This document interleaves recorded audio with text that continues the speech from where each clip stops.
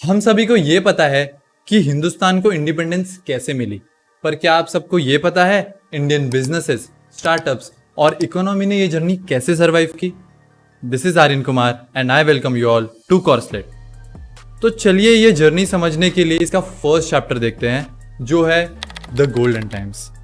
अगर बिजनेसेस की हिस्ट्री जाननी ही है तो चलो वहां चलते हैं जहां ये सब की शुरुआत हुई थी। मैं बात कर रहा हूं उस समय की जब भारत ग्लोबल इकोनॉमी का बहुत इंपॉर्टेंट हिस्सा हुआ करता था, और इसका मेन रीजन था इंडिया की मैन्युफैक्चरिंग एंड एक्सपोर्ट इंडस्ट्री। तो ऐसा क्या था जो हम मैन्युफैक्चर करते थे?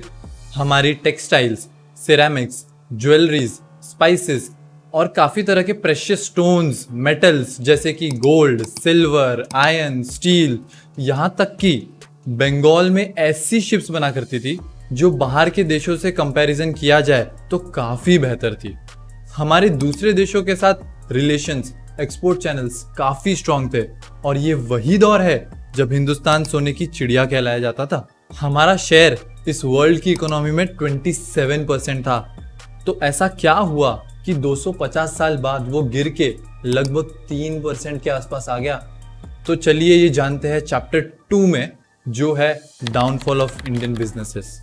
मैं बात कर रहा हूं उस टाइम की जब ब्रिटिशर्स ने इंडिया को कभी ना खत्म होने वाली गोल्ड माइन की तरह देखा।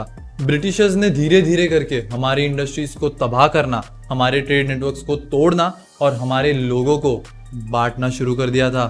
फिर 1831 में one way free trade policy introduce करके ब्रिटिशर्स ने इंपोर्ट को फेवर किया और एक्सपोर्ट्स पे हेवी टैक्सेस लगा दिए।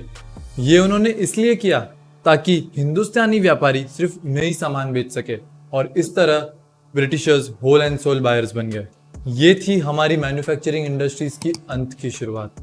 पर इन मुश्किलों के बावजूद भी कुछ इंडियन एंटरप्रेन्योर्स ऐसे भी थे जिन्होंने ऐसी कंपनीज की शुरुआत की जो आज मल्टीनेशनल कंपनीज है, जैसे टाटा, बिरला, किर्लोस्कर, गोदरेज और डालमिया ग्रुप। आपने ब्रिटानिया का नाम तो सुना ही होगा। ब्रिटानिया की शुरुआत 1892 में ब्रिटिशर्स ने की थी as a biscuit manufacturing company, पर इंडिपेंडेंस के बाद इंडियंस ने उसे टेक ओवर कर लिया। ऐसी और भी कंपनीज थी।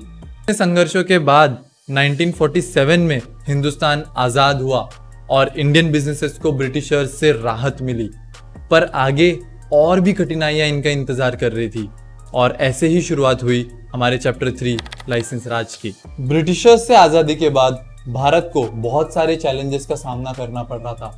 हमारी इकोनॉमी अभी भी अंडर डेवलप्ड थी।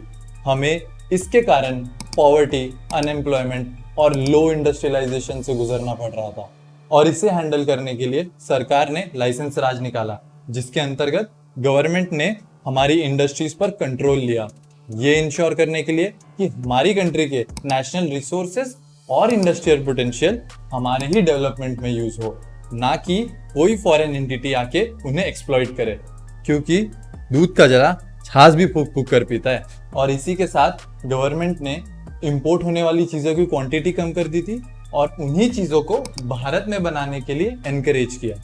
अब आप ये सोच रहे होंगे लाइसेंस राज है क्या?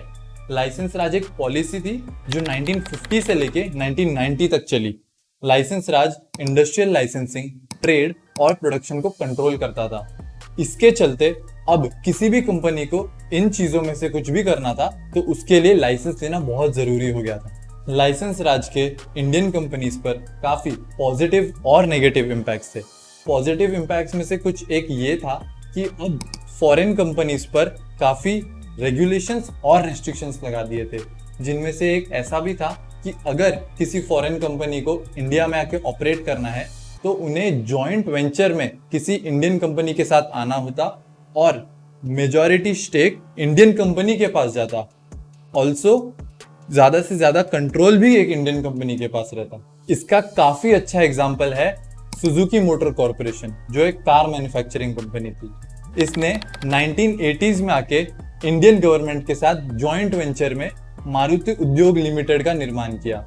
इस कंपनी में सिर्फ और सिर्फ 26% स्टेक सुजुकी के पास थे, मेजॉरिटी स्टेक इंडियन गवर्नमेंट ने होल्ड किए थे, और सारा का सारा कंट्रोल भी इंडियन गवर्नमेंट के पास ही था।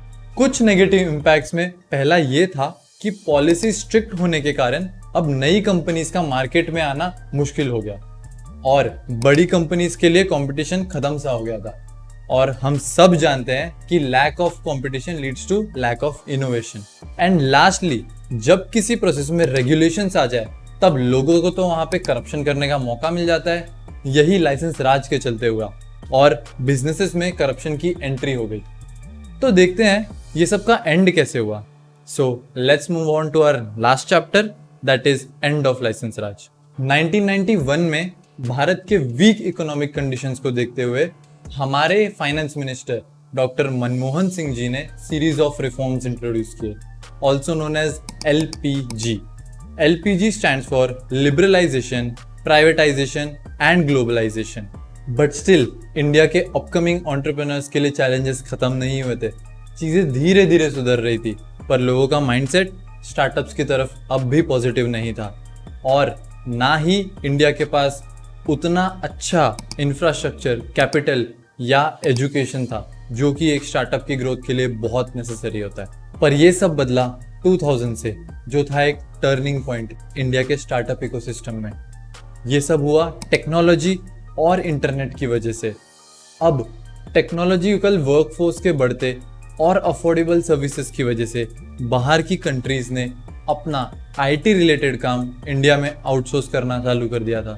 All this led to today's tech startups such as Myntra, Flipkart, redBus, शादी.com, Zomato, Ola and many more. और जिस तरह स्टार्टअप्स की journey full of ups and downs होती है, उसी तरह इंडिया को भी एज अ स्टार्टअप देखा जाए तो हमारी जर्नी भी कुछ ऐसी ही रही है।